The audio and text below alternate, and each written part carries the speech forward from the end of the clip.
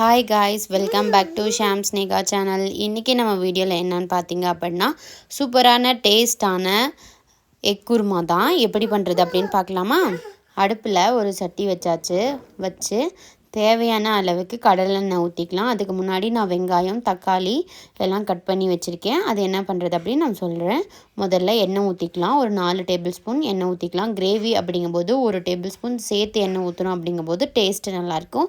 அதனால் நான் இன்றைக்கி கொஞ்சம் சேர்த்தியே எண்ணெய் ஊற்றிக்கிறேன். அதுக்கப்புறம் உங்கள்கிட்ட என்னென்ன ஸ்பைசஸ் இருக்கோ அதை நீங்கள் போட்டுக்கோங்க. நான் சோம்பு, பட்டை, திராட்சைப்பூ அது 3யும் போட்டிருக்கேன். உங்கள்கிட்ட வேறு ஏதாச்சும் இருக்குது அப்படின்னா நீங்கள் அதெல்லாம் சேர்த்துக்கோங்க. என்கிட்ட இந்த 3 தான் இருந்துச்சு, அதனால் நான் அதை மட்டும் ஆட் பண்ணிக்கிறேன். அதை ஆட் பண்ணிவிட்டு நல்லா எண்ணெயில் பொரிஞ்சு நல்லா செவந்து வாசம் வரும். அந்த அளவுக்கு நல்லா வாசம் வரட்டும். அதுக்கப்புறம் நான் ஒரு 3 மீடியம் சைஸ் பெரிய வெங்காயம் இந்த மாதிரி நறுக்கி வச்சுருக்கேன். அதை இதில் ஆட் பண்ணிக்கலாம். வெங்காயம் நல்லா வதங்கட்டும். அதுதான் நம்ம கிரேவிக்கு டேஸ்ட்டு தரப்போகிறது. அதை நல்லா ப்ரௌன் கலரில் வதக்கிக்கலாம். நல்லா உப்பு போட்டு அதை கொஞ்சம் நேரத்துக்கு நல்லா வதக்கிக்கலாம். இப்போ நம்ம கிரேவிக்கு தகுந்த பேஸ்ட் ரெடி பண்ண போகிறோம். என்ன பேஸ்ட் அப்படின்னு பார்த்திங்கன்னா, இதுதான் கிரேவிக்கு ஒரு அழகான ஸ்ட்ரக்சரையும் கலரையும் கொடுக்க போகுது. 3 தக்காளி, அதுக்கப்புறம் ஒரு கொத்தமல்லி தழை, அதுக்கப்புறம் ஒரு பச்சை மிளகா. உங்களுக்கு புதினாவோட ஃப்ளேவர் பிடிக்கும் அப்படின்னா நீங்கள் புதினா கூட ஆட் பண்ணிக்கலாம். நான் இன்றைக்கி புதினா ஆட் பண்ணல, கொத்தமல்லி மட்டும் ஆட் பண்ணியிருக்கேன். அதுக்கப்புறம் இஞ்சி பூண்டு கல்லில் தட்டி வச்சுருக்கேன், அதையும் இது கூட ஆட் பண்ணிக்கலாம். நம்ம இஞ்சி பூண்டு பேஸ்ட்டை ஆட் பண்ணுறதை விட இந்த மாதிரி உடனே ரெடி பண்ணி ஆட் பண்ணோம் அப்படின்னா டேஸ்ட்டு ஸ்மெல் ரொம்ப நல்லாயிருக்கும். அதனால் நான் இன்றைக்கி இப்படி ஆட் பண்ணிக்கிட்டேன். இதுக்கப்புறம் இதுவும் நல்லா வதங்கி எண்ணெயெல்லாம் பிரிஞ்சு தனியாக வந்துடட்டும்.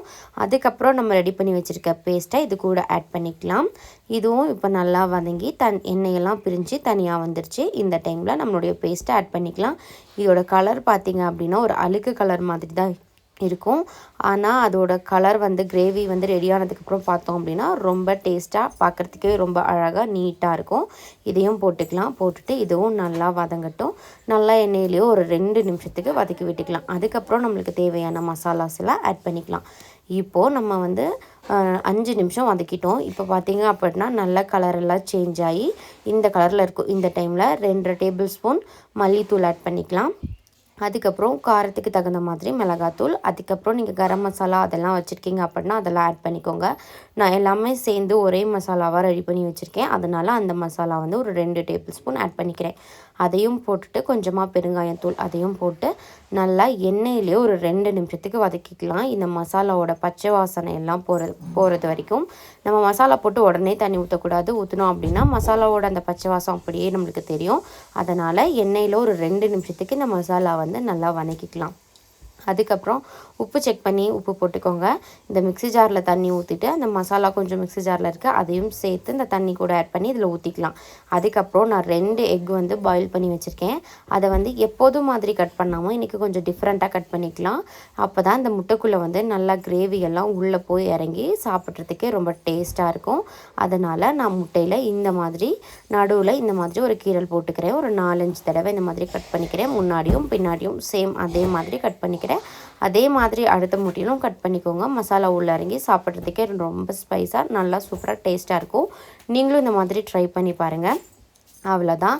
குழம்பு கொதிச்சிட்ருக்கும்போது நம்ம இந்த எக்கை அதுக்குள்ளே போட்டுட்டு குழம்பெல்லாம் அது மேலே படுற மாதிரி நல்லா கிளறி விட்டுடலாம்.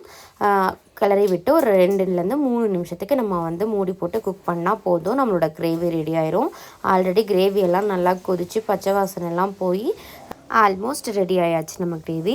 இருந்தாலும் இந்த முட்டைக்குள்ளே இந்த மசாலாலாம் இறங்குறதுக்காக இன்னும் ஒரு 3லேருந்து ஒரு 5 மினிட்ஸ் நம்ம அடுப்பை மீடியம் ஃப்ளேமில் வச்சு குக் பண்ண போகிறோம்.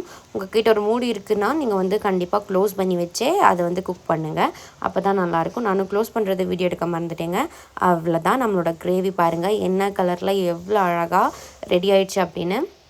எண்ணெயெல்லாம் நம்ம ஊற்றின எண்ணெயெல்லாம் மேலே பிரிஞ்சு ரொம்ப நீட்டாக வந்துடுச்சு. நான் கொத்தமல்லி தழை ஆட் பண்ணல, இன்றைக்கி கருவேப்பிலை ஆட் பண்ணியிருக்கேன். ஏன்னா கொத்தமல்லி கிரேவியில் நம்ம அரைச்சே சேர்த்துருக்கோம், அதனால் அதோட வாசம் இருக்கும்.